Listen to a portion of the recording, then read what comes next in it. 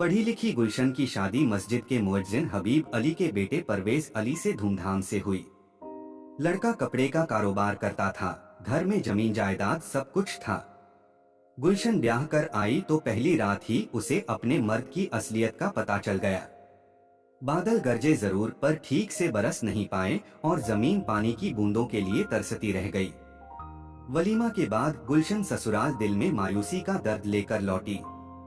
खानदानी घर की पढ़ी लिखी लड़की होने के बावजूद सीधी सादी गुलशन को एक ऐसे आदमी को सौंप दिया गया जो सिर्फ चारा पानी का इंतजाम तो करता पर उसका इस्तेमाल नहीं कर पाता था।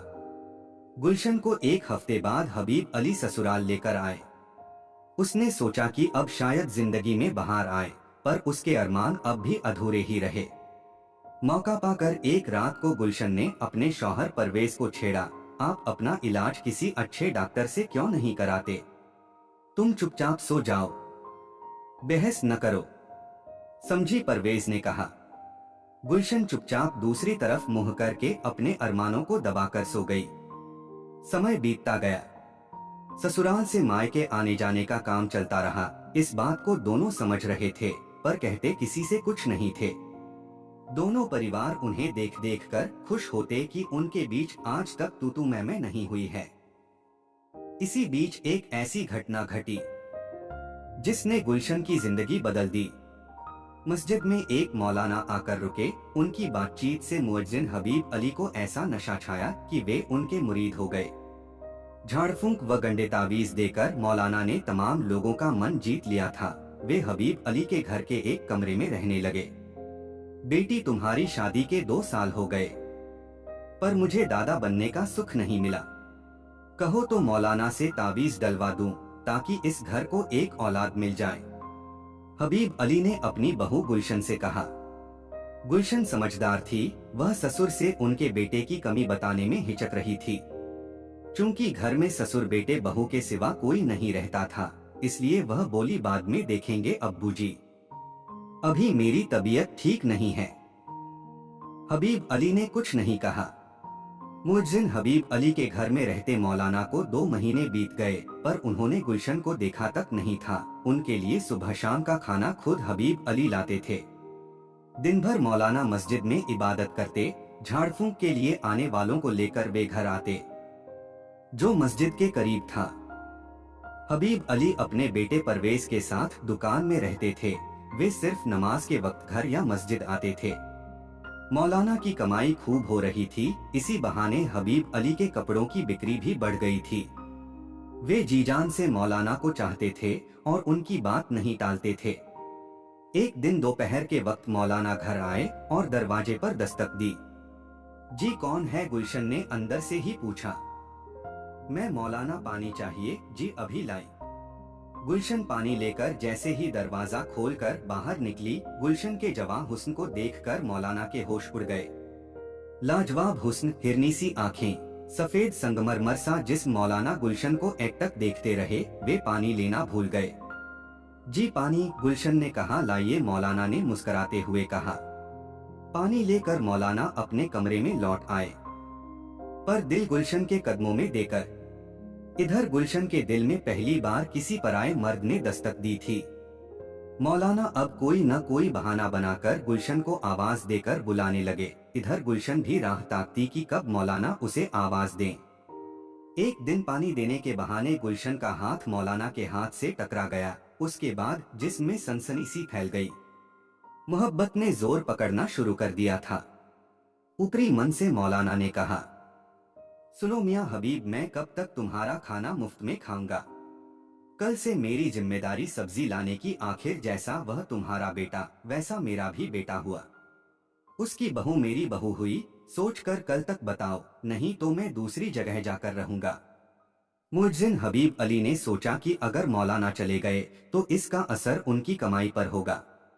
जो ग्राहक दुकान पर आ रहे हैं वे नहीं आएंगे। उनको जो इज्जत मौलाना की वजह से मिल रही है वह नहीं मिलेगी। इस समय पूरा गांव मौलाना के अंधविश्वास की गिरफ्त में था और वे जबरदस्ती तावीज, गंडे, अंग्रेजी दवाओं को पीसकर उसमें राख मिलाकर इलाज कर रहे थे। हड्डियों को चुपचाप हाथों में रखकर भूत प्रेत निकालने का काम कर रहे थे। बाप बेटे दोनों ने मौलाना से घर छोड़कर न जाने की गुजारिश की। अब मौलाना दिखाओ बेटा बेटी कहकर मुअज्जिन हबीब अली का दिल जीतने की कोशिश करने लगे। नमाज के बाद घर लौटते हुए हबीब अली ने मौलाना से कहा, जनाब आप इसे अपना ही घर समझिए, आपकी जैसी मर्जी हो वैसे रहें, आज से आप घर पर ही खाना खाएंगे, मुझे गैर न समझें। मौलाना के दिल की मुराद पूरी हो गई। अब वे ज्यादा वक्त घर पर गुजारने लगे। बाहर के मरीजों को जल्दी से तावीज देकर भेज देते। इस काम में अब गुलशन भी चुपके चुपके हाथ बंटाने लगी थी। तकरीबन 6 महीने का समय बीत चुका था। गुलशन और मौलाना के बीच मोहब्बत ने जड़ें जमा ली थीं। एक दिन मौलाना ने सोचा कि आज अच्छा मौका है, गुलशन की चाहत का इम्तिहान ले लिया जाए, और वे बिस्तर पर पेट दर्द का बहाना बनाकर लेट गए। मेरा आज पेट दर्द कर रहा है, बहुत तकलीफ हो रही है, तुम जरा सा गर्म पानी से सेंक दो, गुलशन के सामने कराहते हुए मौलाना ने कहा। जी कहकर वह पानी गर्म करने चली गई।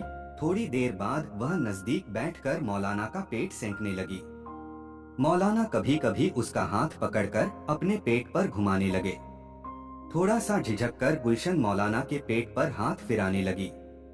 तभी मौलाना ने जोश में गुलशन का चुंबन लेकर अपने पास लिटा लिया। मौलाना के हाथ अब उसके नाजुक जिस्म के उस हिस्से को सहला रहे थे जहां पर इंसान अपना सब कुछ भूल जाता है।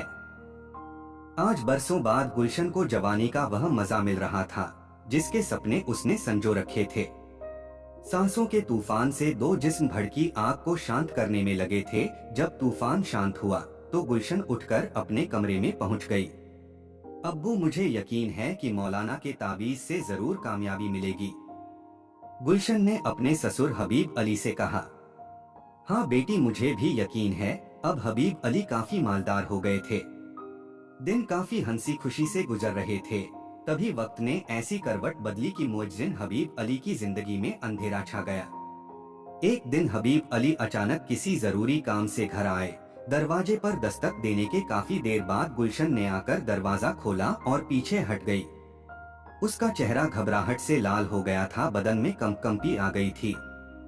हबीब अली ने अंदर जाकर देखा तो गुलशन के बिस्तर पर मौलाना सोने का बहाना बनाकर चुपचाप मुंह ढककर लेटे थे। यह देखकर हबीब अली के हाथ पैर फूल गए, पर वे चुपचाप दुकान लौट आए। अब क्या होगा, मुझे डर लग रहा है, कहते हुए गुलशन मौलाना के सीने से लिपट गई। कुछ नहीं होगा, हम आज ही रात में घर छोड़कर नई दुनिया बसाने निकल जाएंगे। मैं शहर से गाड़ी का इंतजाम करके आता हूँ, तुम तैयार हो ना?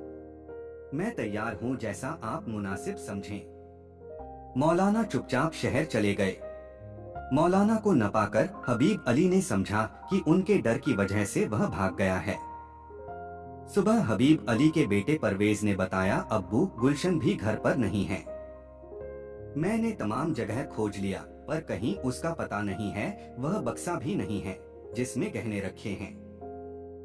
हबीब अली घबराकर अपनी जिंदगी की कमाई और बहू गुलशन को खोजने में लग गए, पर गुलशन उनकी पहुंच से काफी दूर जा चुकी थी। मौलाना के साथ अपना नया घर बसाने